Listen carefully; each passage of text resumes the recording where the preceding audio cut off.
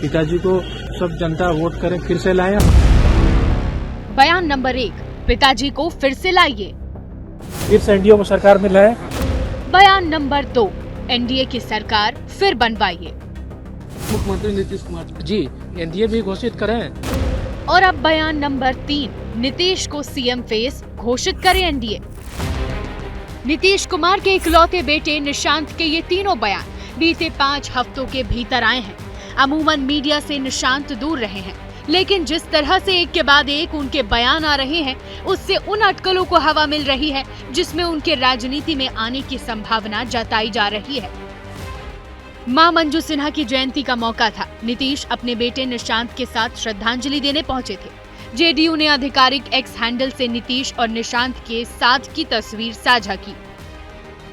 इस मौके पर निशांत ने अपनी सियासी पारी को लेकर पत्ते तो नहीं खोले, लेकिन जिस तरह की बातें कही हैं, वो उनकी रणनीति और सियासी सोच को जाहिर करता है।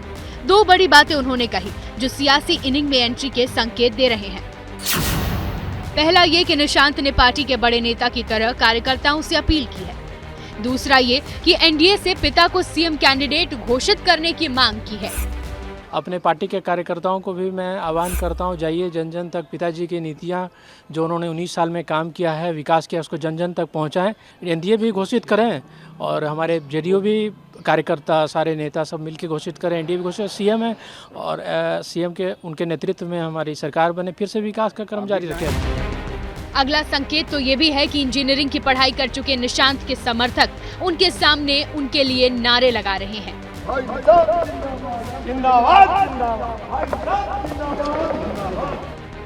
निशांत के राजनीति में आने की अटकलें इसलिए लगाई जा रही हैं क्योंकि सवाल जदयू के भविष्य का है।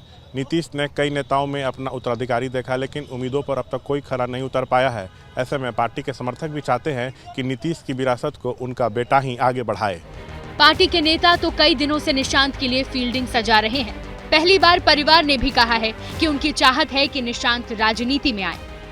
हम लोग कहते हैं, कुछ बोलता नहीं है। आप लोग भी चाहते हैं कि? बिल्कुल चाहते हैं। परिवार वालों की इच्छा तो बिल्कुल रहेगी कि वो आगे राजनीति में आए, लेकिन वो तो उनकी इच्छा पर निर्भर करती है।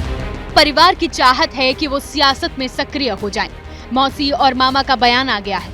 पिता नीतीश कुमार रहस्यमयी चुप्पी साधे हुए हैं। ये चुप्पी भी एक तरह का संकेत ही समझिए।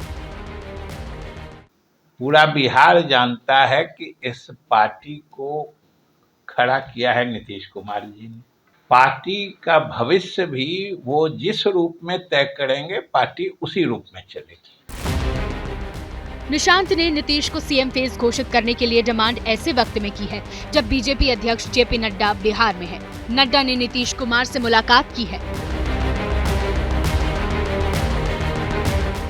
बीजेपी का नेतृत्व कई बार ये साफ कर चुका है कि नीतीश के नेतृत्व में ही एनडीए बिहार में चुनाव लड़ेगा। सोमवार को प्रधानमंत्री ने भागलपुर जाकर नीतीश को लाडला सीएम बताया। उसे भी इसका एक संकेत माना जा रहा है। हमारे लाडले मुख्यमंत्री नीतीश कुमार जी। सूत्रों की माने तो जेडीयू के ज्यादातर नेता और बिहार बीजेपी का नेतृत्व निशांत की सियासी एंट्री का पक्षधर माना जा रहा है। पेच सिर्फ नीतीश का है, जो परिवारवादी पॉलिटिक्स के विरोधी रहे हैं, लेकिन मामला पार्टी के भविष्य का है। लिहाजा उन पर इस सिद्धांत से समझौता करने का दबाव बढ़ता जा रहा है।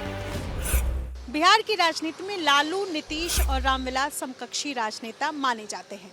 लालू की विरासत तेजस्वी के पास है, रामविलास की विरासत चिराग आगे बढ़ा रहे हैं।